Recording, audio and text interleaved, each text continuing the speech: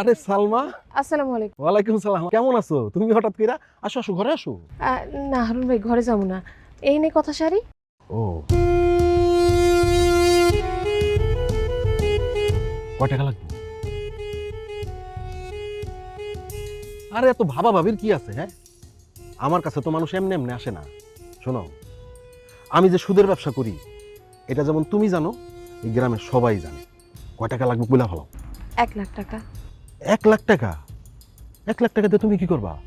আসলে হয়েছে কি হারুন ভাই, আমার সাইজা বোন কবিতা, ওরে বিয়া দিছি তো, ওইখানে একটু লেনদেন বাকি আছে, তো ওই জন্যই 1 লাখ টাকা দরকার। সবই বুঝলাম।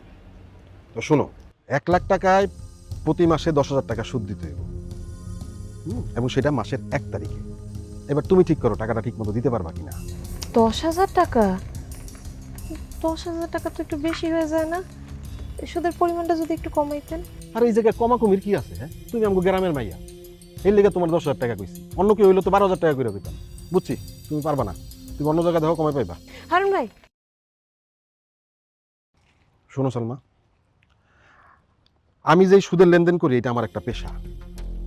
যে আমার টাকাটা ঠিক মতো দেয় সে হয়েছে আমার বন্ধু, আর যে ঠিক মতো দেয় না সে হয়েছে আমার শত্রু। তুমি টাকাটা ঠিকঠাক মতো দিয়ে দিও। হ্যাঁ আপনি চিন্তা করেন না হারুন ভাই, আমি টাকা একদম ঠিকঠাক সময় মতো দিয়ে দেবো।